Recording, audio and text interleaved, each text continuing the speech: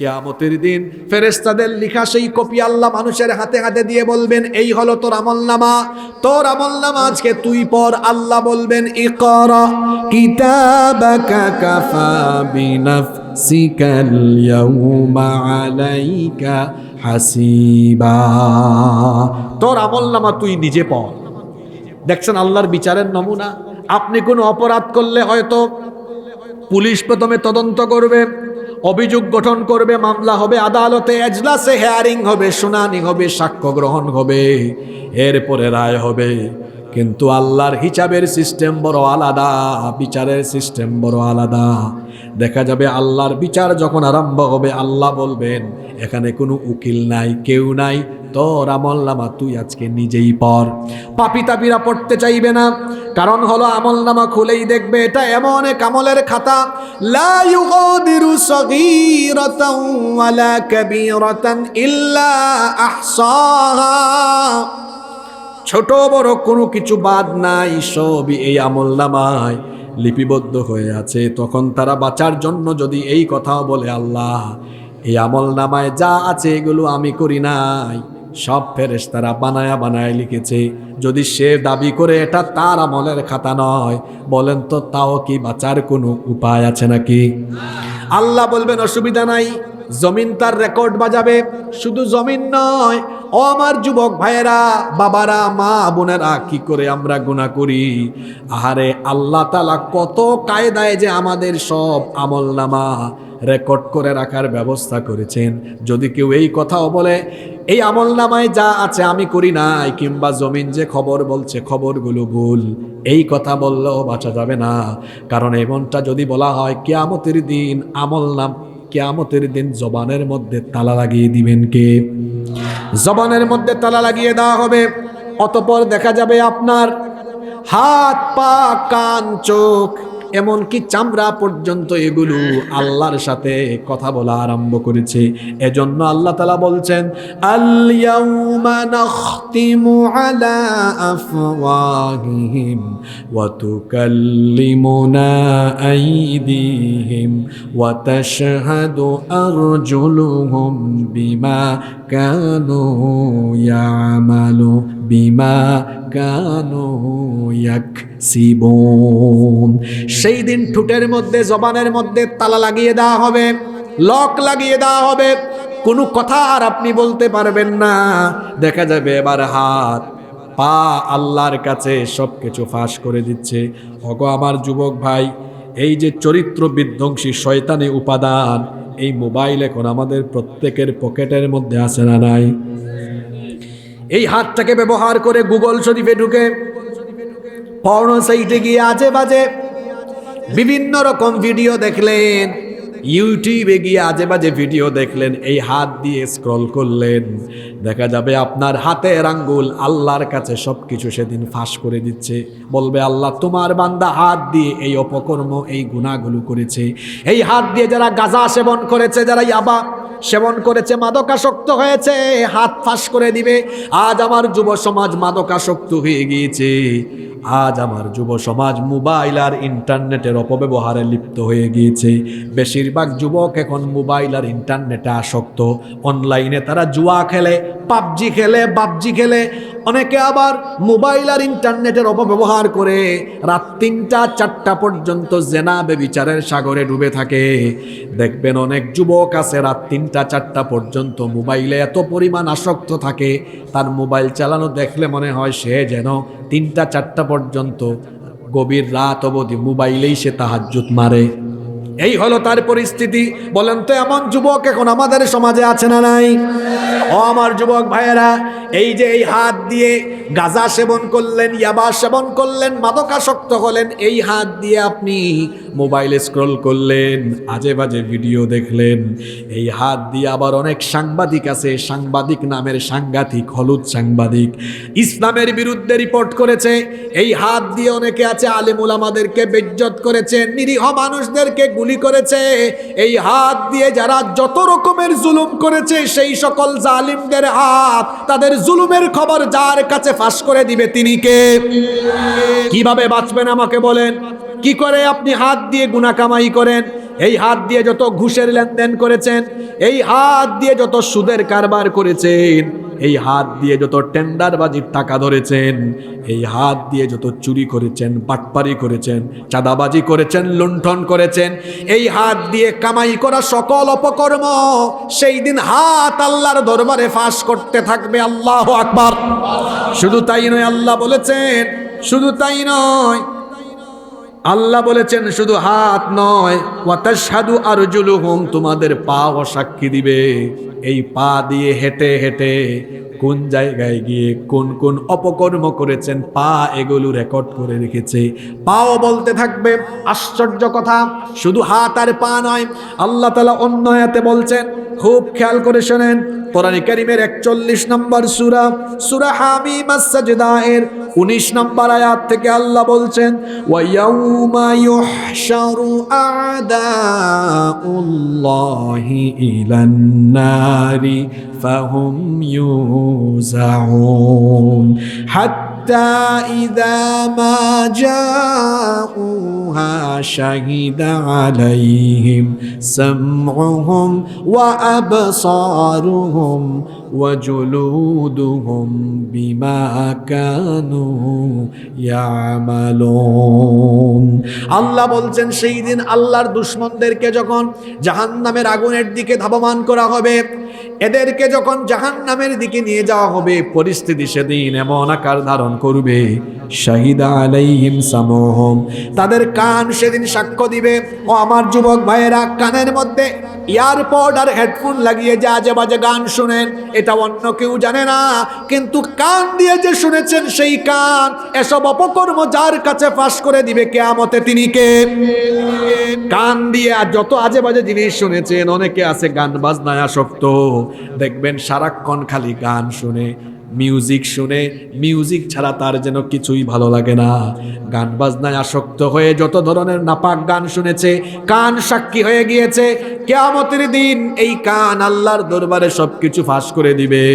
শুধু তাই নয়, আল্লাহ বলছেন শাহিদা আলাইহিম সামউহুম ওয়া আবসারুহুম, এমনকি তাদের দুই চক্ষু আল্লাহর দরবারে সব বলে দিবে। কি আশ্চর্য কথা! এই যে কালো সানগ্লাস লাগিয়ে আপনি সানগ্লাসের আড়ালে যা কিছু দেখেন, চোখের খেয়ানতের খবর কেউ জানে না, কিন্তু চোখের খেয়ানত যিনি জানেন তিনি কে? ইয়ালামু খাইনাতাল আয়ুনি ওয়া মা তুখফিস সুদূর। আল্লাহ বলেছেন চোখের খেয়ানতের খবরও আমি জানি। এই চক্ষু দিয়ে যত পরনারীর দিকে তাকিয়ে তাকিয়ে চোখের জিনা করেছেন, এই চক্ষু দিয়ে মোবাইলে আজে বাজে ভিডিও দেখে যত রকমের চোখের জিনা করেছেন, চক্ষু দিয়ে যত পাপ কামাই হয়েছে, সেই দিন আল্লাহর দরবারে সব কিছু চোখই ফাঁস করে দিতে থাকবে। এই আয়াতটা যখন আমি তেলাওয়াত করি, গায়ের লোম দাঁড়িয়ে যায়। ওগো আল্লাহ, কেমনে বাঁচবো আমরা? কি করে আমরা বাঁচবো বলো? তুমি যদি এইভাবে হিসাব নাও, বিচার করো। আর এই আয়াতটা যখন পড়ি, কলিজাটা তখন ভয়ে কেঁপে উঠি। আশ্চর্য কথা, জমিন যদি আমার বিরুদ্ধে কথা বলে, আমার হাত, আমার পা, আমার কান, আমার চোখ সবই যদি আমার সবকিছু ফাঁস করে দেয়, ওগো আল্লাহ কেমনে বাঁচবো আমরা? শুধু তাই নয়, কি আশ্চর্য কথা, ভয়ঙ্কর কথা। আল্লাহ বলেছেন ওয়া জুলুদুহুম, এমনকি তোমার শরীরের চামড়া পর্যন্ত আল্লাহর সাথে কথা বলে, তোমার সব অপকর্ম আল্লাহর কাছে ফাঁস করে দিতে থাকবে। এই এলাকায় যত মা বোনেরা আছেন, মা বোনরা খেয়াল করে শুনেন, এই যে চামড়া, নারীদের চামড়া পরপুরুষের সামনে ঢেকে রাখতে পর্দার বিধান দিয়েছেন কে? আল্লাহ। কিন্তু আপনি পর্দা করলেন না, বেপর্দা হয়ে ঘর থেকে বের হয়ে গেলেন। আপনি আল্লাহর হুকুমটা মানলেন না, বেপর্দা হলেন। আশকারা মাস্কারা, আটা ময়দা সব কিছু লাগায়া, সব কিছু মাখিয়ে, তারপরে আপনি আকর্ষণীয় ভঙ্গিমায় ঘর থেকে বের হলেন। বলেন তো, বেপর্দা হয়ে বের হয়ে এমন নারী আমাদের এই এলাকায় আছে না নাই? যে নারী বেপর্দা হয়ে ঘর থেকে বের হয়, এই মহিলার চরিত্র ভালো না। পরপুরুষকে দেখাবার জন্য সে এরকম আকর্ষণীয় ভাবে সাজগুজ করে রাস্তায় বের হয়েছে। এত সাজগুজ ঠিক কইছেন, এখন তা আপনি ধরা খাবেন। আপনি ঠিক থাকলে আপনার ঘরের নারীরা বেপর্দা হয়ে বের হয় কেমনে? মানে এটাও ঠিক, যাইতাম যে কোন দিকে, ঠিকের উপরেই আছে। আচ্ছা বলেন তো, আপনারা ঠিক থাকলে নারীরা বেপর্দা হতে পারবে? একজন নারী বেপর্দা হয় 4 জন পুরুষের গাফলতির কারণে। কয়জন পুরুষ? 4 জন। এক, তার বাপ। বাপ গাফলতিতে থাকলে মেয়ে বেপর্দা হয়। 2, স্বামী গাফলতিতে থাকলে স্ত্রী বেপর্দা হয়। 3, বড় ভাই ঠিক না থাকলে তার বোনরা বেপর্দা হয়। 4, বড় ছেলে। পরিবারের বড় ছেলে দায়িত্ববান না হলে ওই পরিবারের নারীরাও বেপর্দায় থাকতে। এখন আপনারা আমাকে বলেন, আপনারা কি 4 কাতারের বাইরে? জোরে বলেন, 4 শ্রেণীর বাইরে না। কেউ 4 শ্রেণীর বাইরে না। অনেকে আছে তার বউ নিয়ে বিয়ে খাইতে যায়। কেমনে যায়? তার বউ কড়া লিপস্টিক লাগিয়েছে, কড়া সাজগোজ করেছে। তারপর বিয়ে বাড়িতে যাওয়ার পরে তার অন্যান্য ভাইরা বলতেছে, ভাই সাথেই থাকে। কয় চিনস না? তোর ভাবি। কয় ওয়াও, জুস লাগতেছে। সে বলে থ্যাংক ইউ। পাগল, কার জুস কে খায় রে পাগলা? বউ হলো তার, আর তার বউ তারই তো সম্পদ। কিন্তু দেখা যাচ্ছে এটাকে সে জনগণের সম্পদে পরিণত করেছে। অর্থাৎ জনগণ দেখুক, মজা নিক। যে পুরুষ তার বউকে পেপর্দা বানাইয়া মানুষের সামনে বের করে, আর লোকেরা তার বউয়ের দিকে তাকাইয়া এরকম কমেন্ট করে, আর ওই হাজবেন্ডের যদি খারাপ না লাগে, ও ব্যক্তিত্বহীন, নিচু মন মানসিকতার কাপুরুষ, ও পুরুষ নামের কলঙ্ক। ওর পুরুষত্ব আছে কিনা আমার মনে প্রশ্ন জাগে। বেহায়া কোথাকার জিনিস, তোমার মানুষে মজা নেই, খারাপও লাগে না একটু। এরকম আছে না নাই? এবার শুনেন, হাসানোর জন্য কথাটা বলি নাই। আল্লাহর এই আয়াতটা খেয়াল করেন। আল্লাহ বলেছেন ওয়াজুলুদুহুম শাহিদা আলাইহিম সামউহুম ওয়া আবসারুহুম ওয়া জুলুদুহুম বিমা কানু ইয়ামালুন। আল্লাহ বলছেন তোমাদের চামড়া পর্যন্ত আল্লাহর কাছে সাক্ষ্য দিবে। ওগো আমার মা বোনেরা, খবরদার বেপরদা হয়ে সুন্দর চামড়া পর পুরুষকে দেখাবেন না। কারণ এই চামড়াই সেদিন বলবে, হে আল্লাহ, তোমার এই বান্দি তুমি নিষেধ করেছিলে বেপরদা হতে, কিন্তু বেপরদা হতে হয়েছে। তার সৌন্দর্য পর পুরুষকে দেখিয়েছে। আল্লাহ এত সারা জীবন বেপরদা হয়ে চলেছে। এই রকম করে চামড়া সবকিছু বলবে কার কাছে? জুড়ে বলেন, কার কাছে? তখন এই জাহান্নামীরা বলবে ওয়াকালু লিজুলুদিহিম লিমা শাহিদতুম আলাইনা। হে চামড়া, তুমি কেন আজ আমার বিরুদ্ধে সাক্ষ্য দাও? কারণ আমি তোমার কত যত্ন নিয়েছি। শীতকালে আমি তোমার মধ্যে লোশন লাগিয়েছি। প্রতিদিন আমি গোসলে দামি দামি সাবান, শাওয়ার জেল মেখেছি।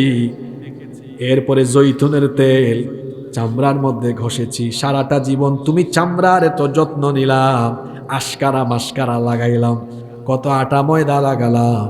এখন দেখি তুমি আমার বিরুদ্ধে কথা বলো, ব্যাপার কি? তখন চামড়ার জবান আল্লাহ খুলে দিবেন। চামড়া জবাবে বলবে ক্বালু আনতাকানাল্লাহুল্লাযী আনতাকা কুল্লা শাই। আজ আমার জবান সে আল্লাহ খুলে দিয়েছেন, যিনি বাকশক্তি দাতা। তিনি আমার জবান খুলে দিয়েছেন যাতে তোর সকল অপকর্ম আমি আল্লাহর সামনে ফাঁস করে দিতে পারি। আল্লাহু আকবার। যারা মনোযোগ দিয়ে গত 20 মিনিট ধরে আলোচনাটুকু শুনেছেন, এই পয়েন্টটুকু শুনেছেন, আপনারা বুঝছেন কি গুরুত্বপূর্ণ আয়াতটা আলোচনা করলাম। জমিন অপকর্মের খবর আল্লাহর কাছে বলবে, হাত বলবে, পা বলবে, চোখ বলবে, কান বলবে, এমনকি আমাদের চামড়াও বলবে। আল্লাহ গো, এইরকম করে সবকিছু যদি আমাদের গুনাহ ফাঁস করে, বাঁচবো কেমনে আমরা?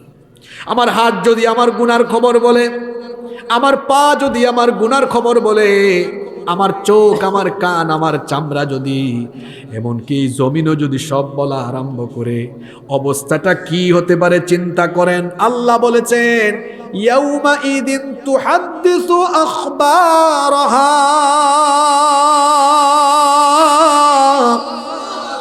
সেই দিন এইভাবে করে জমিনও খবর যেমন বলবে। অন্যান্য আয়াতগুলো একসাথে এনে বুঝাবার চেষ্টা করলাম। জমিনের পাশাপাশি কান, চোখ, হাত, পা, চামড়া পর্যন্ত খবর বলা আরম্ভ করবে। মানুষ তখন অবাক হয়ে বলবে, ব্যাপার কি? জমিন, হাত, পা, চোখ, কান, চামড়া পর্যন্ত কেন এভাবে সবকিছুর খবর প্রকাশ করে? আল্লাহ তাআলা বলছেন এর কারণ হলো বিআন্না রাব্বাকা আওহা লাহা। জমিনকে সবকিছু ফাঁস করার আদেশ দিয়েছেন কে? জোরে বলেন কে? বিআন্না রাব্বাকা আওহা লাহা, কারণ তার রব তাকে আদেশ করেছেন। শেষের তিনটা আয়াত বড় গুরুত্বপূর্ণ। কষ্ট হচ্ছে আপনাদের? আল্লাহ কি বলছেন এবার শোনেন। পরবর্তী আয়াত 6 নম্বর আয়াত আল্লাহ বলছেন, ইয়াউমা ইদি ইয়াসদুরুন নাসু আশতাতাল লিয়ুরাউ আমালাহুম। সেই দিন মানুষ বিক্ষিপ্তভাবে আসতে থাকবে কিয়ামতের মাঠে, লিউরাউ আমালাহুম, তাদের আমল সমূহ তারা দেখতে পাবে। আর মানুষ কিয়ামতের মাঠে কেমনে উঠবে শুনেন। আজকে তো অনেক ঠান্ডা পড়েছে, এই জন্য সবাই আপনারা মাথায় কানটুপি, মাফলার, সোয়েটার, অনেক জামা কাপড় গায়ে দিয়ে এসেছেন। কিন্তু কিয়ামতের ময়দানে মানুষ কেমনে উঠবে শুনেন। আল্লাহর নবী বলেছেন, ইউহশারুন নাসু ইয়াউমাল কিয়ামাতি হুফাতান উরাতান গরলা।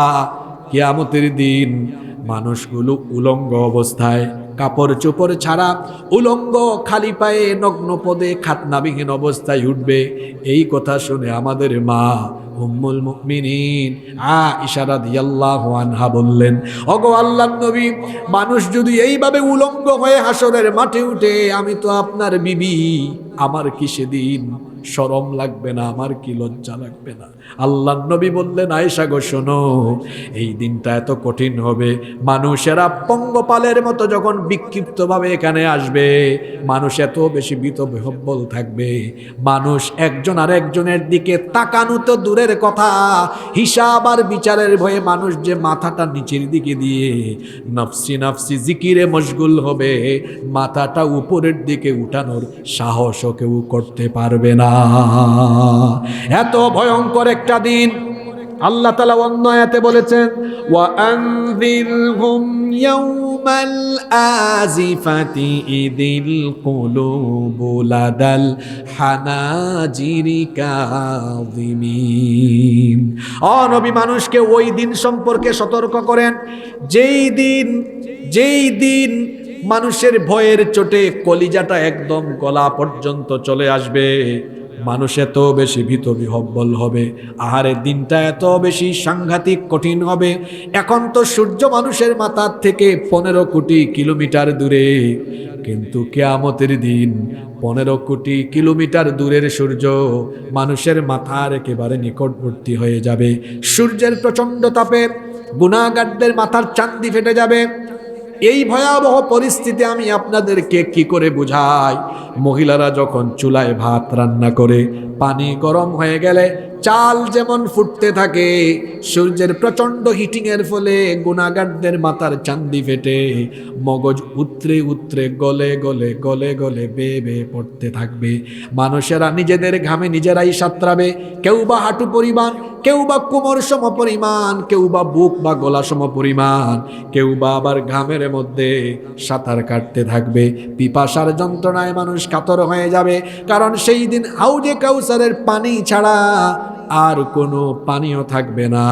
পিপাসায় কাতর হয়ে দেখা যাবে গুনাহগারদের পাপীদের জিহ্বাটা মুখের ভেতর থেকে বের হয়ে কুকুরের মতো নাভিস্থল পর্যন্ত ঝুলতে থাকবে। গোটা হাসরের ময়দান জুড়ে মানুষেরা বিক্ষিপ্ত পঙ্গপালের মতো ছোটাছুটি করবে। এই কথাটা আল্লাহ সূরা কারিয়ার মধ্যে বলছেন, আল কারিআতু মাল কারিআ ওয়া মা আদরাকা মাল কারিআ ইয়াউমা ইয়াকুনুন নাসু কাল ফারাশিল মাবথুথ। ইয়াউমা ইয়াকুনুন নাসু কাল ফারাশিল মাবথুথ। সেই দিন মানুষ হবে বিক্ষিপ্ত পঙ্গপালের মতো। মানুষগুলো হাসরের মাঠে উঠবে, এরপরে প্রত্যেকের হাতে হাতে আমলনামা ছেড়ে দেওয়া হবে। সেই দিন কেউ আমলনামা পাবে ডান হাতে, কেউ পাবে বাম হাতে। জান্নাতি যারা ডান হাতে আমলনামা পাবে তারা, জাহান্নামী যারা পেছন থেকে বাম হাতে আমলনামা পাবে তারা। তার মানে বোঝা গেল কিয়ামতের ময়দানে দুই পন্থী মানুষ দেখা যাবে, ডানপন্থী আর হলো বামপন্থী। বলেন তো কিয়ামতের মাঠে কয় পন্থী লোক? পুরুষ মানুষের মতো জবাব দেন, কয়পন্থী? সবাই বলেন কয়পন্থী? একটা হলো ডানপন্থী, আরেকটা হলো, আপনারা দেখবেন আমার দেশে কিছু মানুষ আছে নিজেদেরকে বামপন্থী পরিচয় দেয়, আছে না নাই? বামপন্থী যারা বাম হাতে আমলনামা পাবে তারা, বামপন্থী যারা জাহান্নামী হলো তারা। আচ্ছা বলেন তো, মানুষ সকল ভালো কথাবার্তা, মানুষ সকল ভালো কাজ করে ডান হাত দিয়ে না বাম হাত দিয়ে? মুসাফাহা করি কোন হাত দিয়ে? দান সৎকা করি কোন হাত দিয়ে? খাবার খাই কোন হাত দিয়ে? সব ভালো কাজ কোন হাত দিয়ে? আর বাম হাত দরকার হয় কোন জায়গায়? হেড অফিসে। কোন হেড অফিস বুঝছেন তো আপনারা? বাম হাতের কাজ হলো ওই হেড অফিসে। এই জন্য বামপন্থী যারা পেশাব পায়খানার মতো নিকৃষ্ট হলো তারা। খবরদার যুবক ভাইদেরকে বলছি, এই বামপন্থীদের সঙ্গী সাথী হওয়া যাবে। অনেকে আছে ডানপন্থী। ডানপন্থী কারা? যারা কোরআন হাদিসের পথে চলে, আল্লাহ এবং রসুলের দেখানো পথে চলে, যারা ইসলামকেই তাদের জীবন বিধান হিসেবে গ্রহণ করে নিয়েছে। ওদেরকে দেখতে পারে না, কয় আমরা ডানপন্থীদের সাথে নাই। তো তুই কার সাথে আসস? ডানপন্থীদের সাথে থাকবে যারা জান্নাতের সাথী হয়ে যাবে তারা। সুবহানাল্লাহ পড়েন। যুবক ভাইদেরকে বলছি, খবরদার, খবরদার, চলাফেরায় সাবধানতা অবলম্বন করেন। কথায় আছে, সৎসঙ্গে স্বর্গবাস, অসৎসঙ্গে। এক লোক আতরের দোকানে ঢুকছে, আতর কিনে নাই, কিন্তু কয়েক মিনিট আতরের দোকানে ছিল। আপনারা বলেন তো, এই লোকটার শরীরের সাথে আতরের গন্ধ লাগবে কি লাগবে না? সবাই বলেন না, লাগবে কি লাগবে না? আরেক লোক বিড়ি সিগারেট খায় না, কিন্তু এক বিড়িখুরের সাথে রাস্তায় দেখা হয়েছে, মুসাফা করছে, কুলাকুলিও করে ফেলছে। এখন তার সাথে বিড়ির গন্ধ হবে কি হবে না? কিন্তু লোকটা তো বিড়ি খায় না, তারপরেও বিড়ির গন্ধ হয়ে গেল কেন? বিড়িখুরের সাথে কিছুক্ষণ ছিল। কি বুঝাতে চাইলাম শোনেন, আতরের সাথে থাকলে যেমন আতরের সুবাস গায়ে লাগে, তেমনি বিড়িখুরের সাথে থাকলে বিড়ির গন্ধ লাগে। যুবক ভাইয়েরা শুনেন, বেনামাজি, সুদখুর, ঘুষখুর, চরিত্রহীন, লম্পট নেতা খেদাদের সাথে থাকলে ওদের চরিত্রের মতো চরিত্র আপনারও হয়ে যেতে পারে। যেভাবে বিড়িখুরের সাথে থাকলে বিড়ির গন্ধ লাগে, তেমনি আজে বাজে মানুষের সাথে চললে আপনার চরিত্র আজে বাজে হয়ে যেতে পারে। নামাজি, কোরআনওয়ালা, ইসলামওয়ালা, বিশেষ করে আলেমদের সাথে থাকলেন, আলেমুলামাদের সঙ্গে থাকলেন, দেখবেন ভালো মানুষদের সাথে থাকলে ওই ভালো মানুষদের ভালো ভালো আমলের প্রভাবগুলো আপনার উপর এসে পড়ে যাবে। সুবহান। এজন্য হয় আলেম হন, নইলে আলেমের ছাত্র হন, নইলে আলেমের শাগরিদ হন, আলেমদের সাথে থাকেন। যুবক ভাইদেরকে বলছি, এদিক ওদিক গিয়ে আপনার যৌবনের শক্তি সামর্থ্য অপচয় করবেন না, নষ্ট করবেন না। যুবক ভাইরা আছেন না ঘুমাই গেছেন? আপনারা বলেন তো ভাই, আপনাদের শরীরের শক্তি সামর্থ্য, আপনাদের এই যৌবন আর তারুণ্যের শক্তি দিয়েছেন কে? আল্লাহ দিয়েছেন। তাহলে এটা খরচ করতে হবে কার পথে? কিন্তু এই যুবকরা তো হলো সমাজের মূল শক্তি, যুবকরা হলো একটা সমাজের মেরুদণ্ড, যুবকরা হলো সমাজের গুরুত্বপূর্ণ সম্পদ। এই জন্য দেখা যায় অনেকেই যুবকদেরকে টার্গেট করে তাদের স্বার্থ হাসিলের জন্য যুবকদেরকে ইউজ করে, ব্যবহার করে। কিভাবে? দেখা যায় সে তার নিজের স্বার্থে বা ক্ষমতার স্বার্থে যুবকদেরকে কাছে টেনে এনে তার পকেটে 1500 টাকার নোট ঢুকায় দিল, অথবা পদ পদবীর লোভ দেখে কয় তোরা আমার সাথে থাক, তার সামনে পিছনে চামচার মতো ব্যবহার করলো। আমি আমার যুবক ভাইদেরকে বলতে চাই, আমাদের এই যে ভরা যৌবন, তারুণ্য, এটা কি কোনো নেতা নেত্রীর চামচামি করার জন্য দেওয়া হয়েছে? জুড়ে বলতে হবে, চামচামির জন্য দেওয়া হয়েছে? আমাদের তারুণ্য, আমাদের যৌবনের শক্তি সামর্থ্য, এই জন্য যদি কোথাও দিতে হয় তাহলে আমরা কোরআনের পথে, ইসলামের পথে, আলেমদের সাথে আল্লাহর জমিনে আল্লাহর দ্বীন প্রতিষ্ঠায় খরচ করব। রাজি আছেন? ইনশাআল্লাহ। আল্লাহ সবাইকে তৌফিক দান করে। আল্লাহ আমাদেরকে ডানপন্থীদের সাথী বানায় দাও। আল্লাহ বলছেন, সেই দিন মানুষের হাতে হাতে আমলনামা দেওয়া হবে। কিছু লোক ডান হাতে আমলনামা পাবে, আর কিছু লোক বাম হাতে পাবে। ডানপন্থীরা যখন ডান হাতে আমলনামা পাবে, তারা তখন খুশি হয়ে কি বলবে শোনেন।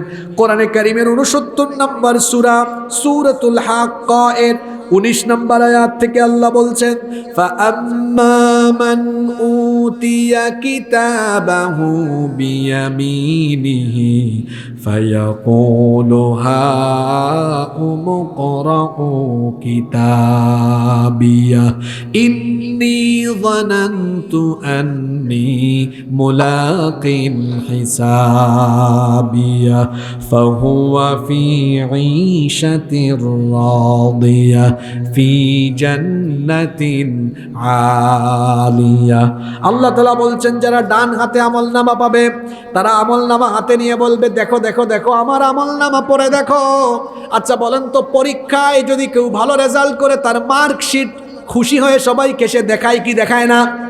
ঠিক তেমনি ভাবে জান্নাতীরা আমলনামা হাতে নিয়ে দেখবে হায় রে হায় ফজরের সময়, ঠান্ডার দিনে শীতের দিনে আমার ফজরের নামাজের আমল, আমার সারা জীবনের নেক আমল আমলনামায় আছে। সে তখন হাসরের মাঠে আমলনামা হাতে পেয়ে বলবে তাকাও তাকাও দেখো দেখো দেখো আমার আমলনামা পড়ে দেখো ইন্নী যানানতু আন্নী মুলাকিন হিসাবিয়া, আমি মনে করতাম একদিন আমার হিসাব নেওয়া হবে, বিচার করা হবে, এই জন্য দুনিয়াতে আমি নেক কাজ করতাম। আল্লাহ বলছেন ফাহুয়া ফি ঈশাতির রাদিয়া, যার কারণে সে পছন্দনীয় আরামে আয়েশের জায়গা, ফি জান্নাতিন আলিয়া, জান্নাতের ভেতরে তার বাসস্থান হয়ে যাবে। আল্লাহ তাদেরকে বলবেন কুলু ওয়াশরাবু হানিআম বিমা আসলাফতুম ফিল আইয়ামিল খালিয়া, জান্নাতে খাও মজা করো ফুর্তি করো, বিগত দিনে তোমরা যে কষ্ট করেছো এর বিনিময়ে তোমাদেরকে জান্নাত দিয়ে দিলেন কে? অন্যদিকে পাপী তাপী গুনাহগার বেনামাজি বেপরদা এবং পাপ আর গুনার এর উপরে যারা জীবন চালায় এরা কিয়ামতের দিন বাম হাতে আমলনামা পাবে। যখন তারা বাম হাতে আমলনামা পাবে তখন তারা কি বলবে? আল্লাহ বলছেন ওয়া আম্মা মান উতিয়া কিতাবাহু বিশিমালিহি ফায়াকুলু ইয়া লাইতানি লাম উতা কিতাবিয়া ওয়া লাম আদরি মা হিসাবিয়া ইয়া লাইতাহা কানাতিল কাদিয়া মা আগনা আন্নী মালিয়া হালাকা আন্নী সুলতানিয়া। বাম হাতে যারা আমলনামা পাবে তারা বলবে হায় হায় হায়, এই আমলনামা যদি আমার হাতে না দেওয়া হতো, আজ যদি আমার কাছ থেকে হিসাব না নেওয়া হতো তাহলে আমার জন্য ভালো হতো। সে আরো বলবে হায় রে হায়, দুনিয়াতে আমার এত ধন দৌলত ছিল, সম্পদ ছিল, ক্ষমতা ছিল, আধিপত্য ছিল, ধন দৌলত ক্ষমতা আধিপত্য কিছুই আজ আমার কাজে লাগলো না। যারা ডান হাতে আমলনামা পাবে আল্লাহ বলছেন ফাসাউফা ইউহাসাবু হিসাবান ইয়াসীরা, তাদের কাছ থেকে আল্লাহ সহজ করে হিসাব নেবেন। আর যারা বাম হাতে আমলনামা পাবে তাদের কাছ থেকে আল্লাহ কঠিন করে হিসাব নেবেন। আল্লাহ যার কাছ থেকে কঠিন করে হিসাব নেবেন তার কি বাঁচার কোনো উপায় আছে নাকি? আল্লাহ বলছেন হাতে হাতে আমলনামা দিয়ে দেওয়া হবে। ইয়াউমা ইদিন ইয়াসদুরুন নাসু আশতাতান লিয়ুরাউ আমালাহুম, সেই দিন মানুষ বিক্ষিপ্তভাবে আসতে থাকবে যাতে তাদের আমলনামা দেখানো যায়। আর যখন তারা আমলনামা হাতে পাবে তারা লক্ষ্য করবে এটা এমন এক আমলনামা ফামান ইয়ামাল مثقال ذرة خيرا يره ومن يعمل مثقال ذرة شرا يره। অতএব অনুপরিমাণ ক্ষুদ্রাতি ক্ষুদ্র নেক কাজ যারা করেছে সেও তা দেখতে পাবে, আবার অনুপরিমাণ খারাপ কাজ যারা করবে সেটাও তারা দেখতে পাবে। এমন এক আমলনামা, ক্ষুদ্রাতি ক্ষুদ্র পাপের কাজ, ক্ষুদ্রাতি ক্ষুদ্র ভালো কাজ সবই তার ভেতরে সন্নিবেশিত থাকবে। সুতরাং খবরদার গুনার কাজ যত ছোট হোক সেই গুনাহ থেকে নিজেকে বাঁচিয়ে রাখতে হবে। কারণ হলো ছোট ছোট ক্ষুদ্র ক্ষুদ্র ক্ষুদ্র ক্ষুদ্র গুনাহগুলো জমে জমে জমে জমে এক সময় গুনাহের পাহাড় হয়ে যায়। এই জন্য গুনাহ যত তুচ্ছ হোক বা ছোট হোক না কেন, গুনাহ থেকে নিজেকে দূরে রাখার দরকার আছে না নাই? এই জন্য আল্লাহর নবী বলেছেন ইত্তাকুন নার ওয়ালাউ বিশিক্কি তামারাহ, বুখারী শরীফে, মুসলিম শরীফে হাদিস এসেছে, আল্লাহর নবী বলেছেন একটা খেজুর আল্লাহর রাস্তায় দান করে হলেও নিজেকে জাহান্নাম থেকে বাঁচাও। অন্য হাদিসে এসেছে আল্লাহর নবী বলেছেন ভালো কথা, উত্তম কথা বলে কিংবা পিপাসার্থ কোনো মানুষকে পানি পান করিও জান্নাতে যাওয়ার চেষ্টা করো। আবার আরেক হাদিসে এসেছে আল্লাহর নবী নারীদেরকে বলেছেন, হ্যাঁ নারীরা, প্রতিবেশীর বাড়িতে সাহায্য পাঠিয়ে হলেও জান্নাত তালাশের চেষ্টা করো। এই হাদিসগুলো কেন বললাম? কারণ হলো নেক কাজ, কোনো নেক কাজকে ছোট মনে করা যাবে না, আবার কোনো গুনাহের কাজকেও অবহেলা করে তুচ্ছ কোনো গুনার কাজও করা যাবে না। কারণ হলো ছোট ছোট ছোট ছোট গুনাহগুলো যদি জমতে জমতে জমতে জমতে এমন হয় যে আমল নামায় গুনার পরিমাণ বেশি থাকে আর নেক কাজ কম থাকে, তাহলে তো দেখা যাবে আমলের পাল্লা হালকা আর গুনার পাল্লা ভারী হয়ে যাবে। আমলের পাল্লা হালকা আর গুনার পাল্লা যদি ভারী হয়ে যায় তাহলে তো আল্লাহর জাহান্নাম ছাড়া কোনো উপায় নাই।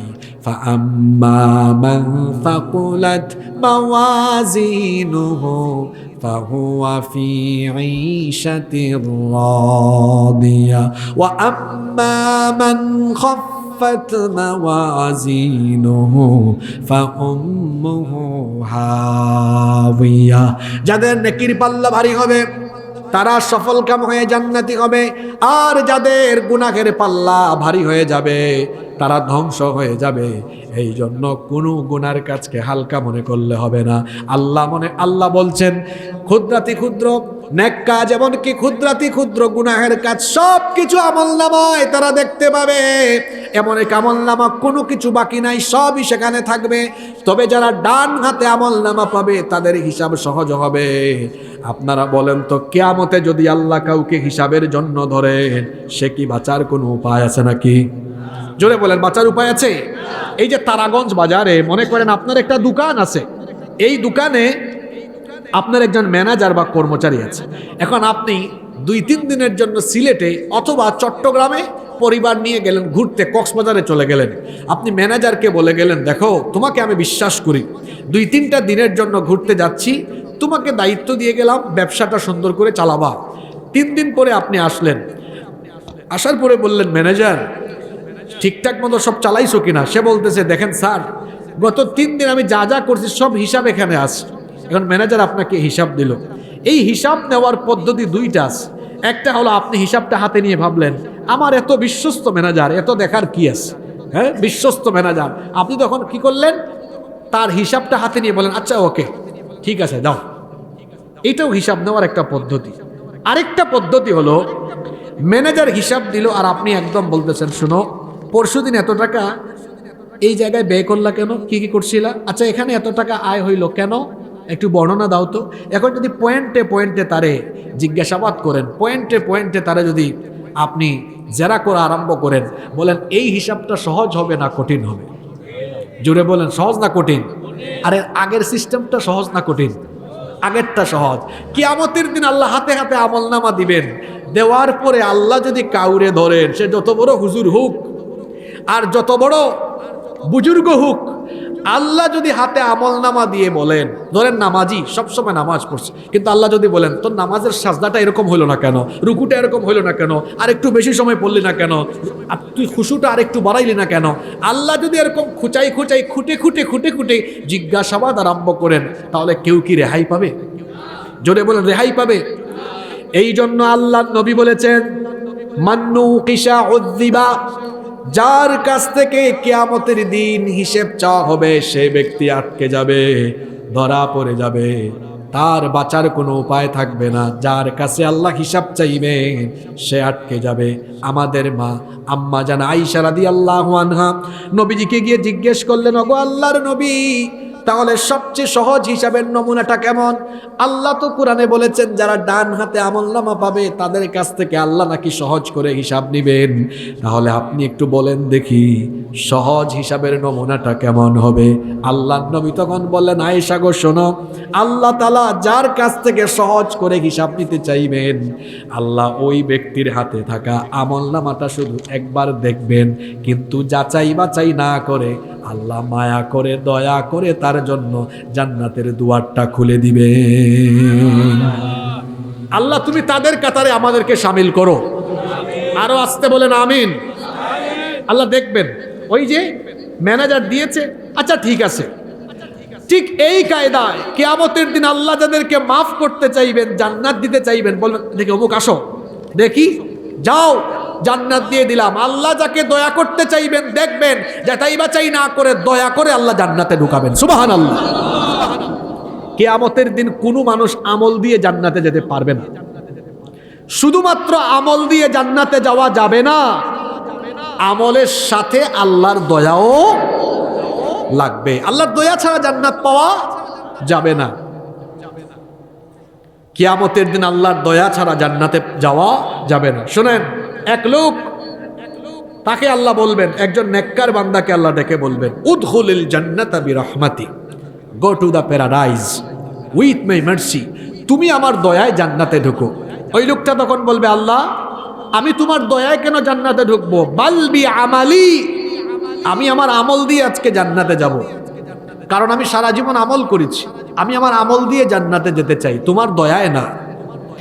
আল্লাহ তখন বলবেন, ফেরেশতারা শুনেছো নাকি আমার বান্দা কি বলল, সে নাকি আমার দয়ায় জান্নাতে যেতে চায় না, সে নাকি তার সারা জীবনের নেক আমল দিয়ে জান্নাতে যেতে চায়।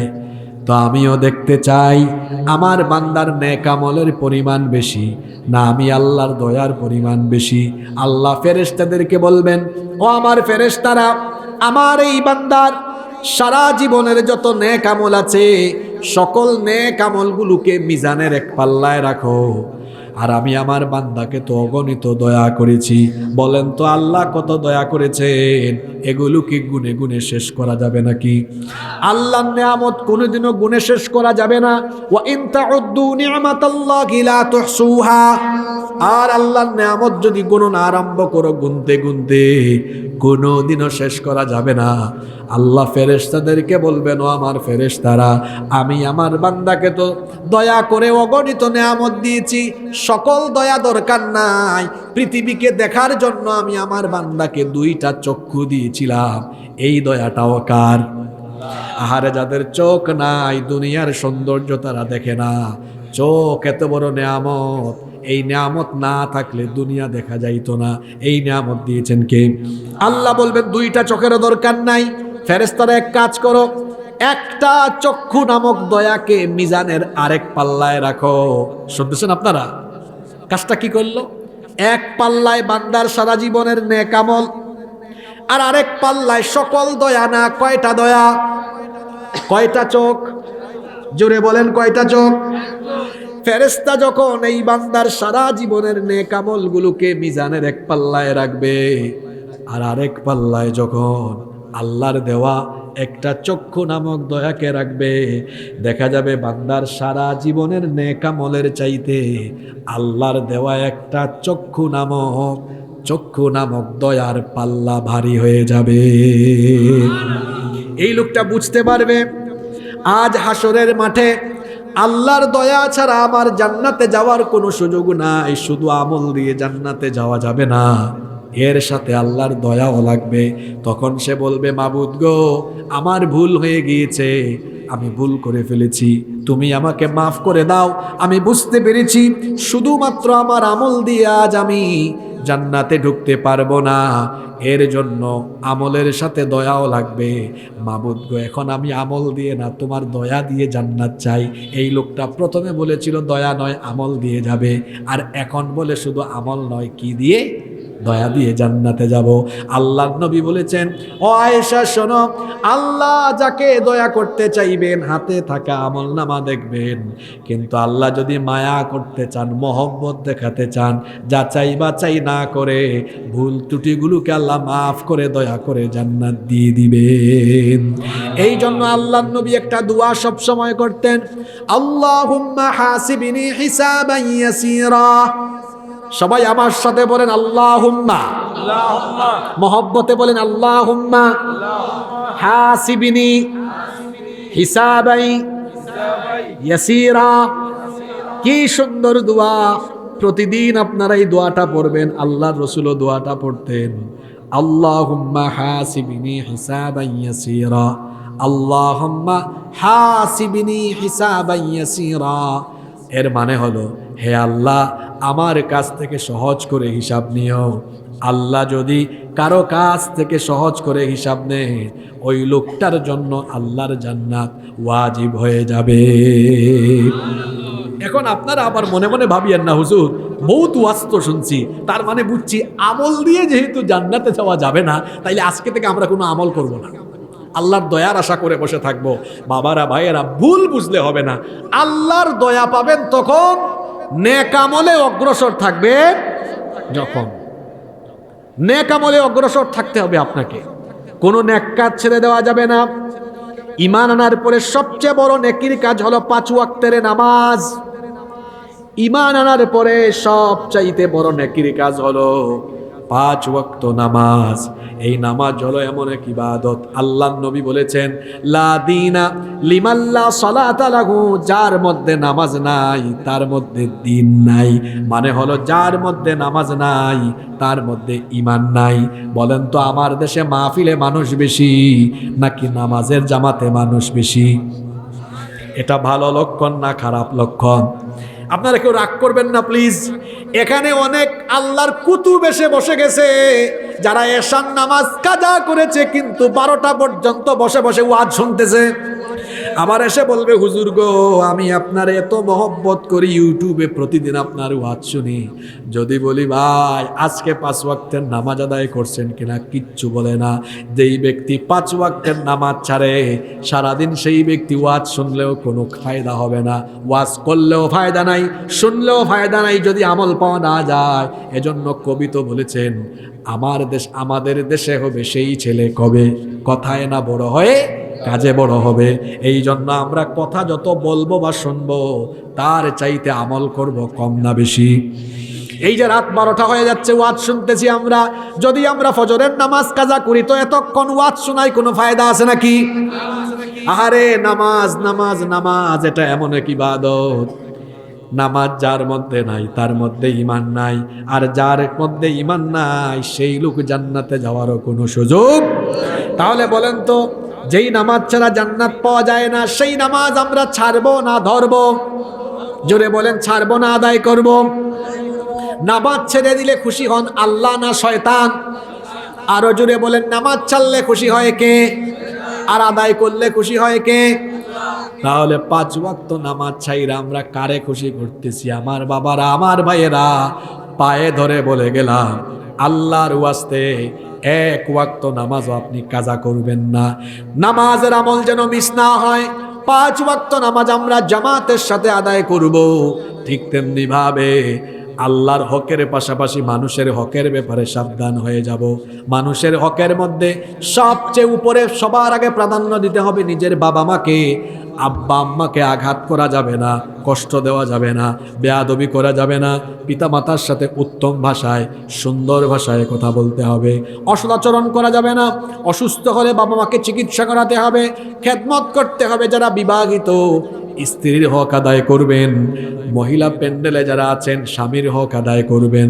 আমরা যারা ভাই আছি, আমাদের ঘরে বোনদের হক আদায় করব। ভাই হয়ে বোনের হক নষ্ট করব না, আত্মীয়তার সম্পর্ক ছিন্ন করব না, কোনো মানুষের উপর জুলুম করব না। এইভাবে যদি আমরা আল্লাহর হক, বান্দার হক যথাযথভাবে আদায় করতে পারি, তাহলে কিয়ামতের দিন আল্লাহর দয়ায় জান্নাত পাওয়ার সুযোগ আছে না নাই? আরো জোরে বলেন, আছে না নাই? মানুষের উপরে আসমান কিংবা জমিনের কোনো গজব এমনি এমনি আসে না, বরং মানুষ যখন পাপাচার গুনাহে জড়িয়ে পড়ে তখনই আল্লাহ গজব দেন। এজন্য আল্লাহ বলেছেন, যাহারাল ফাসাদু ফিল বাররি ওয়াল বাহরি বিমা কাসাবাত আইদিন নাস। স্থলে এবং জলে যত ধরনের ফাসাদ, বিশৃঙ্খলা, গজব আসে, সব মানুষের 2 হাতের কামাই করা। অন্য আয়াতে আল্লাহ বলেছেন, ওয়ামা আসাবাকুম মিন মুসিবাতিন ফাবিমা কাসাবাত আইদিকুম ওয়া ইয়াফু আন কাসীর। মানুষের উপরে যত মুসিবত, যত বিপদ আপদ, যত রকমের সংকট আসে, এগুলো মানুষের 2 হাতের কামাই। এমনি এমনি আল্লাহ এগুলো দেন না। যখন মানুষ পাপাচার আর গুনাহের মধ্যে নিমজ্জিত হয়ে যায়, পাপ আর গুনার সাগরে যখন মানুষ ডুবে যায়, তখন আল্লাহ ভূমিকম্পের মতো গজব দেন। আরেকটা হাদিস আমার মনে পড়ে গেল, আল্লাহ নবী বলেছেন, যখন সমাজে জেনা ব্যভিচার বেড়ে যায়, ওজনে কম দেওয়া আরম্ভ হয়, যখন মানুষ যাকাত দেওয়া বন্ধ করে দেয়, অশ্লীলতা, জেনা, ব্যভিচার, পরকীয়ার মতো গুনাহ যখন সমাজে বেড়ে যায়, সমাজের নেতৃত্ব স্থানীয় পর্যায়ের লোকেরা যখন রাষ্ট্রীয় সম্পদ, জনগণের সম্পদ লুটপাট আরম্ভ করে, যখন গান বাজনা, জিনা, ব্যভিচারে মানুষ অতিমাত্রায় আসক্ত হয়ে পড়ে, তখনই আল্লাহ তাআলা খাসফান ওয়া মাসখান ওয়া কাযফান ওয়া রিহান হামরা, অগ্নিবায়ুর মতো, চেহারা বিকৃতির মতো ঘূর্ণিঝড়, প্রচণ্ড ঝড়ো বাতাস এবং ভূমিকম্পের গজব দিয়ে যিনি মানুষকে সতর্ক করেন তিনি কে? সুতরাং ভূমিকম্প এবং অন্যান্য গজব থেকে বাঁচতে হলে পাপ থেকে দূরে থাকতে হবে, পাপের ধারে কাছেও যাওয়া যাবে। সূরা জিলজাল, জিলজাল মানে হলো ভূমিকম্প, আর এটা এমন এক ভূমিকম্প, একটা ভূমিকম্পে সবকিছু উলট পালট হয়ে কিয়ামতের ঘটনা ঘটবে। আল্লাহু আকবার। চলেন আমরা এই সূরাটা আরম্ভ করি। রব্বুল আলামিন প্রথম আয়াতে বললেন, ইযা যুলজিলাতিল আরদু জিলজালাহা, যখন পৃথিবীকে প্রবল বেগে প্রকম্পিত করা হবে, পৃথিবীকে যখন প্রচণ্ডভাবে কাঁপিয়ে তোলা হবে, আর এই কম্পন, এই নড়াচড়া, এই ঝাঁকুনিটা যেমন তেমন ঝাঁকুনি নয়, বরং এটা হলো এক মহা ঝাঁকুনি, সাংঘাতিক বিপজ্জনক ঝাঁকুনি। এজন্য রব্বুল আলামিন কোরআনুল কারীমের 22 নম্বর সূরা, সূরাতুল হাজের প্রথম আয়াতে বললেন, ইয়া আইয়ুহান নাসু তাকু রাব্বাকুম ইন্না জালজালাতাস সাআতি শাইউন আযীম। হে মানব জাতি, তোমরা তোমাদের রবকে ভয় করো, যেই রবের হুকুমে এমন এক ভূকম্পন হবে। ইন্না জালজালাতাস সাআতি শাইউন আযীম, নিশ্চয়ই সেই ভূকম্পন হলো বিরাট এক ভূকম্পন, এমন এক ভূকম্পন। এই ভূকম্পন হবে কখন? ইসরাফিল আলাইহিস সালাম আল্লাহর হুকুমে সিংহায় ফুৎকার দিবেন যখন। আল্লাহ একজন স্পেশাল ফেরেশতা বানিয়েছেন, যেই ফেরেশতা কিয়ামতের উদ্বোধন করবেন সিংহার ফুৎকার দেওয়ার মাধ্যমে। সেই ফেরেশতার নাম হলো ইসরাফিল। তাকে কেবলমাত্র একটা কাজের জন্য আল্লাহ সৃষ্টি করেছেন, সেই কাজটা হলো সিংহা বাজানো। তাকে সৃষ্টি করার পর থেকে তিনি তার মুখের সামনে সিংহা নিয়ে আরশে আজিমের দিকে কান পেতে বসে আছেন, কখন আল্লাহ তাকে হুকুম করেন। এমন এক দিন আসবে যেই দিন সূর্য পশ্চিম দিগন্ত থেকে উদিত হবে, জুমাবার হবে সেই দিন। জুমার দিনে সূর্য যখন পশ্চিম দিগন্ত থেকে উদিত হবে, আল্লাহ বলবেন, ইসরাফিল তুমি তোমার দায়িত্ব পালন শুরু করো, প্রথমবারের মতো সিংহায় ফুৎকার দাও। ইসরাফিল আলাইহিস সালাম প্রথমবার যখন সিংহায় ফুৎকার দিবেন, তার একটা সিংহার ফুৎকারে তামাম দুনিয়া একসাথে কেঁপে উঠবে। আল্লাহু আকবার। তামাম দুনিয়া একসাথে কেঁপে উঠবে। কোরআনুল কারীমের 69 নম্বর সূরা, সূরাতুল হাক্কা এর 13 নম্বর আয়াত থেকে আল্লাহ বলছেন, ফাইযা নুফিখা ফিস সূরি নাফখাতুন ওয়াহিদা ওয়া হুমিলাতিল আরদু ওয়াল জিবালু ফাদুক্কাতা واحدة فيومئذ وقعت الواقعة। আল্লাহ বলছেন, অতঃপর যখন প্রথম সিংহার ফুৎকার দেওয়া হবে, ইসরাফিল আলাইহিস সালামের সিংহার ফুৎকারে সারা পৃথিবী একসাথে কেঁপে উঠবে। এমন এক ভূমিকম্প আরম্ভ হবে। এই ভূমিকম্পনের ফলে দেখা যাবে পাহাড়ের, এই ভূমিকম্পের ফলে দেখা যাবে জমিনের উপরে আকাশের দিকে মাথা উঁচু করে দাঁড়িয়ে থাকা এই পাহাড়গুলো জমিন সহ পাহাড়কে উপরে উঠায়া একটা আছাড় দিয়ে সব কিছুকে লন্ডভন্ড মেসাকার করে দেওয়া হবে। আল্লাহু আকবার। এমন এক ভূমিকম্প আরম্ভ হবে, আসমান আর জমিন উলট পালট হয়ে যাবে। এই যে আপনাদের এলাকায় বাড়ি ঘর আছে, ঢাকা শহরে গেলে দেখবেন বহুতল ভবন, দেশের বাইরে গেলে দুবাইয়ে গেলে দেখবেন, সুইজারল্যান্ডে গেলে দেখবেন বহুতল ভবন 100 তলা 120 তলা এরও বেশি বহুতল ভবন রয়েছে। ইসরাফিল আলাইহিস সালাম যখন সিংহায় ফুৎকার দিবেন, একটা সিংহার ফুৎকারে এই বহুতল ভবনগুলো একেবারে মাটির সাথে ধসে পড়বে, মাটির সাথে মিশে যাবে। এই যে গাছপালা আছে, গাছপালাগুলো ধ্বংস হয়ে যাবে। আকাশের দিকে মাথা উঁচু করে দাঁড়িয়ে থাকা পাহাড়গুলোর অবস্থা কি হবে?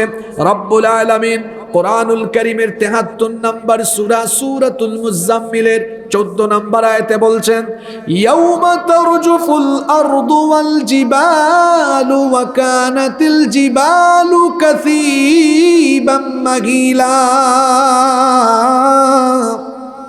এই পাহাড়গুলো বালুর মতো উড়ে যাবে।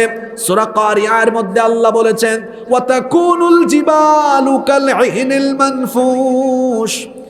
ধুনিত তুলার মতো, ধুনা তুলার মতো পাহাড়গুলো উড়ে যাবে। চিন্তা করেন তো বাবারা, ভাইয়েরা, এই ভূমিকম্প কেমন সাংঘাতিক ভূমিকম্প! বহুতল ভবন ঘরবাড়ি মাটির সাথে মিশে যাবে। সারা পৃথিবী একসাথে একই সময়ে একসাথে কেঁপে উঠবে। এমন একটা ভূমিকম্প হবে, ঘরবাড়ি মাটির সাথে মিশে যাবে, গাছপালা ধ্বংস হয়ে যাবে, এমনকি পাহাড়গুলো ধুনা তুলার মতো উড়ে যাবে। এই দুনিয়াতে যা কিছু আছে সব কিছু লণ্ডভণ্ড হয়ে যাবে। মহাশূন্যে যা আছে সূর্য তার আলো হারিয়ে ফেলবে, চাঁদ নিষ্প্রভ হয়ে যাবে, তারকাগুলো খসে খসে পড়ে যাবে, আসমানগুলোকে আল্লাহ গুটিয়ে ফেলবেন, কিতাবের পৃষ্ঠার মতো গুটিয়ে তার কুদরতি হাতে নিয়ে ফেলবেন। কিচ্ছু থাকবে না, সব কিছু ধ্বংস হয়ে যাবে, কিছুই থাকবে না। এজন্য আল্লাহ বলেছেন, কুল্লু মান আলাইহা ফানি ওয়া ইয়াবকা ওয়াজহু রাব্বিকা যুল জালালি ওয়াল ইকরাম। সবকিছু ফান হয়ে যাবে, ধ্বংস হয়ে যাবে, কেবলমাত্র একজন অবশিষ্ট থাকবেন, আর যিনি থাকবেন সবাই বলেন তিনি কে? আল্লাহ। সব যখন ধ্বংস হয়ে যাবে, আল্লাহ তখন বলবেন, ইয়া দুনিয়া, হে দুনিয়া, আইনা জিবালুকি, তোর বুকের উপরে থাকা পাহাড়গুলো কোথায়?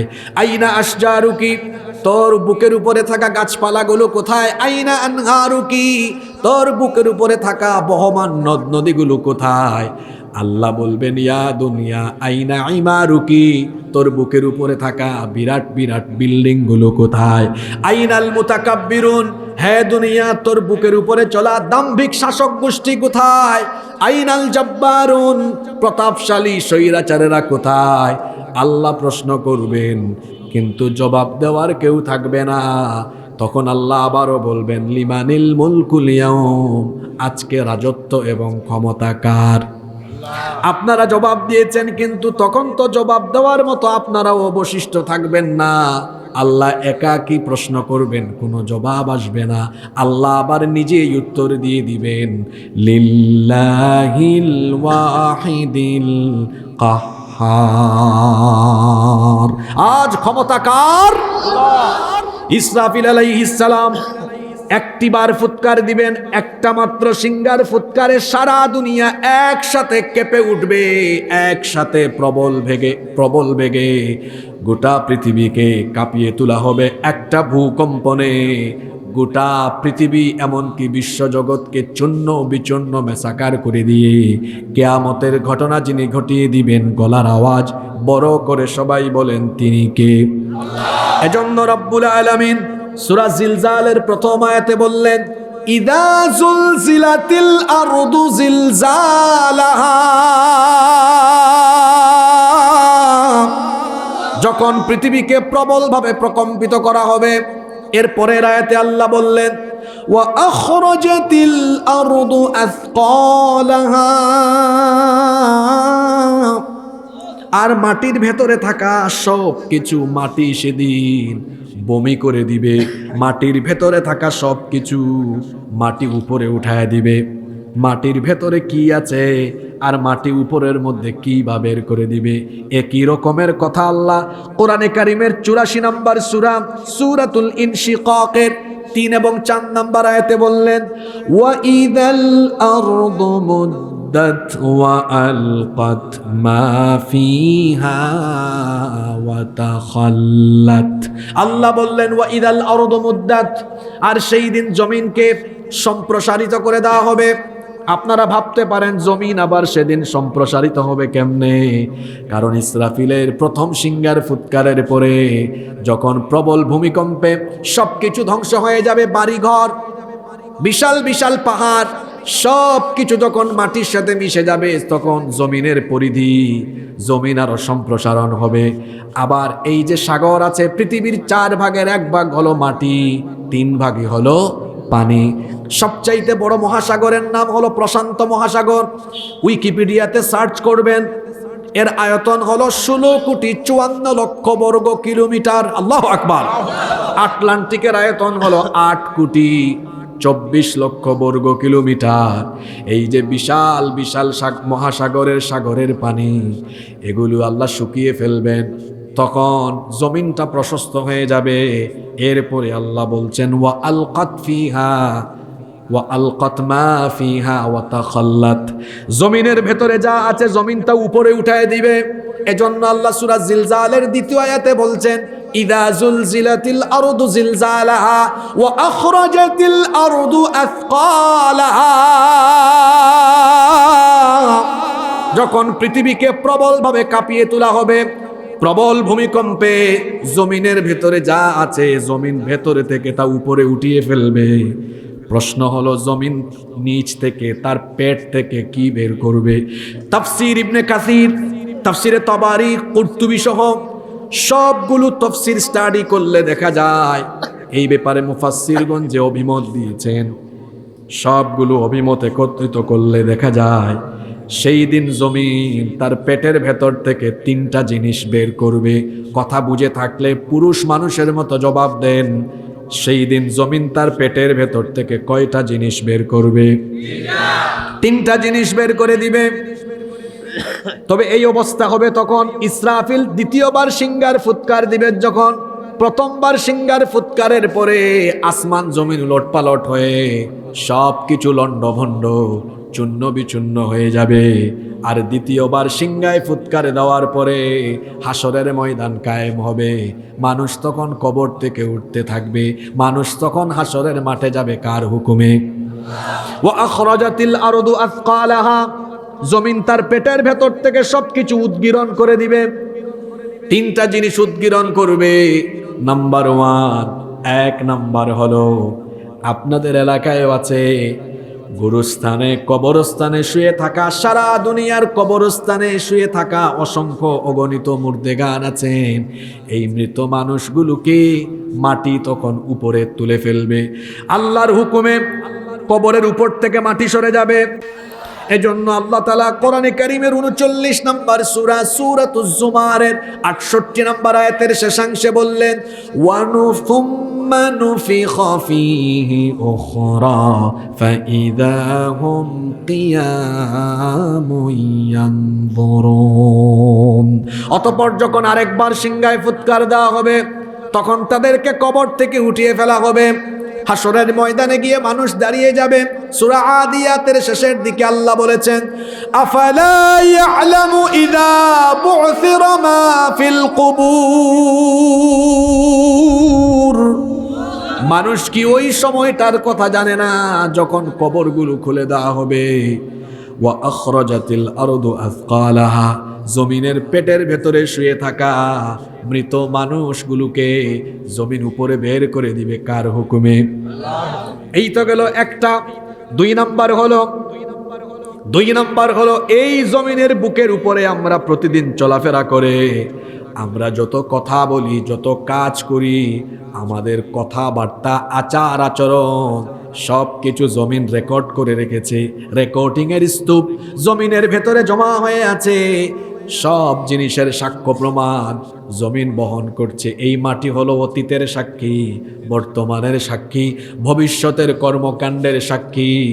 আহারে সেই দিন দেখা যাবে মাটির ভেতরে, মাটির পেটের মধ্যে আমাদের কর্মকাণ্ডগুলো মাটি যে রেকর্ড করে রেখেছিল, রেকর্ডিংয়ের স্তূপগুলো মাটি তার পেটের ভেতর থেকে উদ্গীরণ করে দিবে। আল্লাহু আকবার।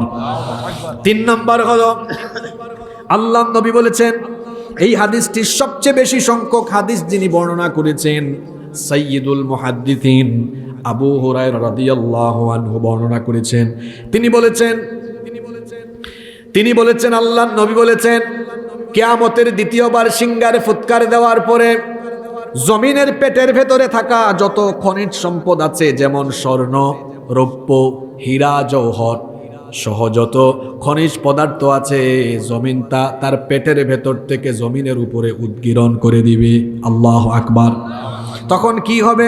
ফায়াজি উসারিক, চোর, সে যখন এটা দেখবে, ফায়াকুলু ফি মিসলি হাদা কুতিয়াত ইয়াদাই, সে বলবে হায় রে হায়, এই ধন সম্পদ চুরি করতে গিয়ে ধরা পড়েছিলাম, শাস্তি দেওয়া হয়েছিল, আমার হাত কেটে ফেলা হয়েছিল। আহারে, যে সম্পদ আমি চুরি করেছিলাম, আজকে তো দেখিতে সেই সম্পদ চোখের সামনে পড়ে আছে। তারপরে আল্লাহর নবী বলেছেন, ওয়াজি উল কাতিল ফায়াকুলু ফি, ধন সম্পদের জন্য আমি আমার কত আত্মীয় স্বজনের সাথে সম্পর্ক নষ্ট করেছিলাম, এখন তো দেখি সেই ধন সম্পদ আমার চোখের সামনে পড়ে আছে। বলেন তো দেখি, মানুষ ধন সম্পদের জন্য দুনিয়াতে কামরা কামড়ি মারামারি করে কম না বেশি? সেই দিন মানুষ দেখবে ধন সম্পদ চোখের সামনেই পড়ে আছে, স্বর্ণ, মণিমুক্তা, রৌপ্য, হীরা, জওহর সবকিছু পড়ে আছে, কিছুই নাই, সব ধ্বংস হয়ে গিয়েছে। এগুলো দেখে মানুষ বলবে, ওয়াকালাল ইনসানু মা লাহা, তারা বলবে এইসব কি হচ্ছে, এর অবস্থা এমন হলো কি করে? মুফাসসিরগণ বলেছেন, সেই দিন মানুষ 2 দলে ভাগ হবে, একদল জান্নাতি আর একদল জাহান্নামী। জান্নাতি লোকদের মুখের ভাষা হবে একরকম, আর জান্নাতীদের মুখের ভাষা হবে তখন আর একরকম। জান্নাতীদের মুখের ভাষা কি হবে শুনেন। কবর থেকে জান্নাতীরা উঠলে কি বলবে? আল্লাহ তাআলা কোরআনুল কারীমের 36 নম্বর সূরা সূরাতু ইয়াসিনের 51 নম্বর আয়াত থেকে বলছেন, ওয়া নুফিখা ফিস সূরি فإذا هم من الأجداث إلى ربهم ينسلون قالوا يا ويلنا من بعثنا من مرقدنا هذا ما وعد الرحمن। কবর থেকে মুমিনরা জান্নাতীরা উঠে বলবে, ইয়া ওয়াইলানা, আফসোস, মান বাআসানা মিন মারকাদিনা, কে আমার আরামের ঘুম ভাঙলো? তখন বলা হবে, হাদা ওয়াদার রহমান, এটা হলো রহমানের ওয়াদা করা দিন। আল্লাহ ওয়াদা করেছিলেন একদিন কিয়ামত হবে, আল্লাহ পয়গম্বরদেরকে পাঠিয়ে দুনিয়ার মানুষদেরকে এই কথা শুনিয়েছিলেন। ওয়া সাদাকাল মুরসালুন, পয়গম্বরেরা যা বলেছিলেন তা সত্য ছিল। আজকে সেই দিন, তবে আজকে তোমাদের জন্য কোনো টেনশন নাই। ফেরেশতারা তখন এই লোকদেরকে কি সুসংবাদ দিবে? কোরআনুল কারীমের 21 নম্বর সূরা সূরাতুল আম্বিয়া এর 103 নম্বর আয়াতে আল্লাহ তাআলা বলছেন, লা ইয়াহজুনুহুমুল ফাযাউল আকবার ওয়া তাতালাক্কাহুমুল মালাইকা হাযা ইয়াউমুকুমুল্লাযী কুনতুম তুআদুন। সেই দিন তারা ভীত সন্ত্রস্ত হবে না। ফেরেশতারা এসে তাদেরকে সুসংবাদ দিবে, তোমাদের জন্য কোনো টেনশনের কারণ নাই। হাদা ইয়াউমুকুমুল্লাযী কুনতুম তুআদুন, এটা সেই দিন যেই দিনের ওয়াদা করা হয়েছিল, যেই দিনের ওয়াদা আল্লাহ করেছিলেন। হাসরের দিনে আল্লাহ তোমাদেরকে জান্নাত দিবেন। আজকে সেই হাসরের দিন চলে এসেছে। আল্লাহর চিরস্থায়ী জান্নাত লাভের জন্য প্রস্তুতি গ্রহণ করো। সুবহানাল্লাহ। অন্যদিকে বেনামাজি, বেঈমান, পাপী তাপী, গুনাহগাররা এরা যখন কবর থেকে উঠবে ভয় পেয়ে যাবে, কারণ তারা পরকাল অবিশ্বাস করত, তারা আখিরাতকে মিথ্যা মনে করত। এই জন্য ইসরাফিলের দ্বিতীয় সিংহার ফুৎকারের পরে তারা যখন কবর থেকে উঠবে, তাদের অন্তর আরো বেশি প্রকম্পিত হয়ে যাবে, তারা ভীত বিহব্বল হয়ে যাবে। এজন্য রব্বুল আলামিন বলছেন তাদের অবস্থা এমন হবে, কুলুবুন ইয়াউমাইযিন ওয়াজিফাতুন আবসারুহা খাশিয়া, তাদের অন্তর সেদিন ভীত সন্ত্রস্ত হয়ে যাবে, চক্ষু বিস্ফোরিত হয়ে যাবে, তাদের দৃষ্টিও নত হয়ে যাবে, কারণ তারা আখিরাতকে, পরকালকে, কিয়ামতকে মিথ্যা মনে করত। এজন্য আল্লাহ বলেছেন তারা উঠেই বলবে হায় হায় হায়, সবকিছুর পরিস্থিতি এমন হয়ে গেল কেন। এরপরে আখিরাতে যখন কিয়ামতের মাঠে সকল মানুষ দণ্ডায়মান হবে, কষ্ট হচ্ছে আপনাদের? মনোযোগ আছে তো? এই সূরাটার তাফসীর এমন, যারা এই সূরাটা ভালো করে বুঝবে, আমার বিশ্বাস আজকে থেকে গুনাহ ছাড়বে, পাপ ছাড়বে। 4 নাম্বার আয়াত থেকে বাকি আয়াতগুলো মন দিয়ে শুনেন। হাসরের মাঠে যখন মানুষ এবার দাঁড়িয়ে যাবে, তখন অবস্থা কি হবে শুনেন। আল্লাহ বলছেন সেই দিনটা হবে এমন, ইয়াউমা ইদিন তুহাদ্দিসু আখবারাহা, সেই দিন জমিন তার খবর বর্ণনা করবে। কথা বুঝে থাকলে বলেন জমিন কি বর্ণনা করবে?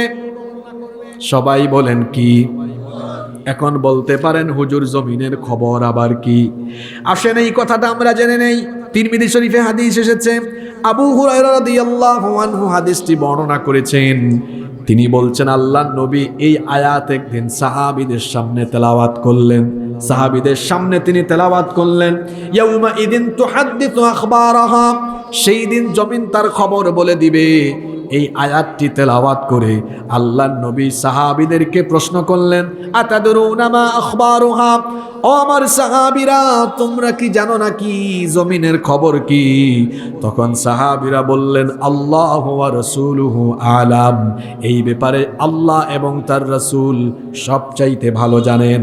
তখন আল্লাহর নবী তাদেরকে বললেন, ও আমার সাহাবীরা শোনো, জমিনের খবর হলো ফা ইন্না আখবারুহা আন তাশহাদা আলা আবদিন আও আমাতিন বিমা আমিলা আলা যহরিহা তাকুলু আমিলাত কাদা ওয়া কাদা। ও আমার সাহাবীরা শোনো, জমিনের খবর হলো এই জমিনের বুকের উপরে চলাফেরা করে মানুষ সারাটা জীবনভর যত কথাবার্তা, কাজকর্ম, যত কিছু করেছে, জমিন তার সাক্ষ্য বহন করেছে, জমিন সব কিছু রেকর্ড করে রেখেছে। কিয়ামতের দিন এই জমিন ওই মানুষের সারা জীবনের কর্মকাণ্ড আল্লাহর সামনে সেদিন ফাঁস করে দিতে থাকবে। আল্লাহু আকবার। কি ঘুমায় গেছেন নাকি? কি বুঝছেন? এই যুবক ভাইয়েরা, এই যে মাহফিলও অনেক জায়গায়, আমি টাঙ্গাইলে ওই দিন শুনলাম, আমারে কই হুজুর মাহফিলে মেলা বসে না? মেলা আছে না? কই মেলাতে এক ছেলে আরেক মেয়েকে নিয়ে ভাগা মারছে। অনেকে মাহফিলের নাম করে এসে গার্লফ্রেন্ডের সাথে দেখা করে। তোমাদের পাগলামি বুঝি। কিছু কিছু এলাকায় মাহফিলে ঢুকার 1-2 কিলো আগে রাস্তাঘাটে চিপায় চাপায় কবুতরের জোড়া দাঁড়িয়ে থাকতে আমরা দেখি। এই যে অন্ধকার রাতে কুয়াশার ভেতরে তুমি অপকর্ম করছো, কেউ দেখে নাই। আল্লাহ বলছেন আগে ঠিক কইও না। তুমি ঠিক কইলেও ঠিক, তুমি ঠিক না কইলেও কোরআনের কথা। কেউ দেখে নাই, কিন্তু যেই জমিনের উপরে দাঁড়িয়ে অপকর্ম করলে এই জমিন সাক্ষী হয়ে গিয়েছে। কিয়ামতের দিন এই জমিন আল্লাহর দরবারে সব ফাঁস করে দিবে। আল্লাহু আকবার। তো আমরা কোথায় ছিলাম?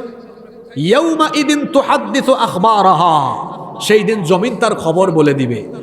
আমার যুবক ভাইয়েরা, জমিন সব খবর আল্লাহর সামনে ফাঁস করে দিবে। সুতরাং কি করে আমরা গুনাহ করি, কি করে আমরা পাপ করি, এই জমিনের বুকের উপরে আমরা পদচারণা করে যত অপকর্ম করছি, যত পাপ করছি, গুনাহ করছি, সব কিছুর সাক্ষী জমিন, সব কিছুর সাক্ষী হয়ে আছে।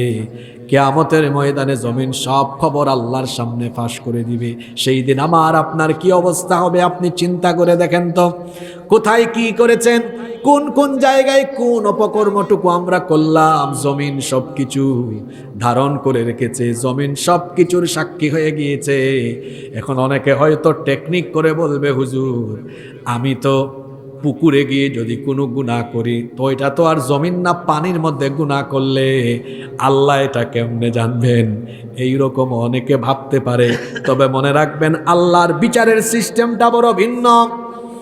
আল্লাহ তো আমার আপনার সব কিছুই জানেন, কিন্তু আল্লাহ তো আহকামুল হাকিমিন, শ্রেষ্ঠ বিচারক। এই জন্য আপনার অপরাধ আল্লাহ প্রমাণ করে তারপরে আপনার জন্য ফয়সালা করবেন। আপনি যেখানেই যান না কেন, আল্লাহকে ফাঁকি দেওয়া সম্ভব নয়। তার কারণ হলো প্রত্যেকের দুই কাঁধে দুইজন ফেরেশতা, দুইজন তত্ত্বাবধায়ক ফেরেশতা যিনি নিয়োগ করে দিয়েছেন। গলার আওয়াজ বড় করে বলেন, তিনি কে? এজন্য রব্বুল আলামিন কোরআনুল কারীমের ৮২ নম্বর সূরা সূরাতুল ইনফিতারের ১০ নম্বর আয়াত থেকে বললেন, ওয়া ইন্না আলাইকুম লাহাফিযিনা কিরামান কাতিবিনা ইয়ালামুনা মা তাফআলুন। আর নিশ্চয়ই তোমাদের প্রত্যেকের সঙ্গে দুইজন সংরক্ষণকারী তত্ত্বাবধায়ক ফেরেশতা আমি সেট করে দিয়েছি। আমরা বললাম আল্লাহ তারা কারা, তাদের পরিচয় কি? আল্লাহ বললেন তাদের পরিচয় হলো কিরামান কাতিবিন, তারা হলেন সম্মানিত লেখক। আমরা বললাম আল্লাহ তাদের কাজ কি? আল্লাহ বললেন ইয়ালামুনা মা তাফআলুন, তোমরা যা করো তারা সবকিছুই জানে, সবকিছু তারা রেকর্ড করে রাখে। আল্লাহ অন্য আয়াতে বললেন, মা ইয়ালফিযু মিন কওলিন ইল্লা লাদাইহি রাকীবুন আতীদ। মানুষ এমন কোনো কথা বলে না যা আমার ফেরেশতারা রেকর্ড করে রাখে না। সব কিছুকে রেকর্ড করে রাখার ব্যবস্থা করা হয়েছে, সব কিছু ফেরেশতারা লিপিবদ্ধ করে রেখেছে।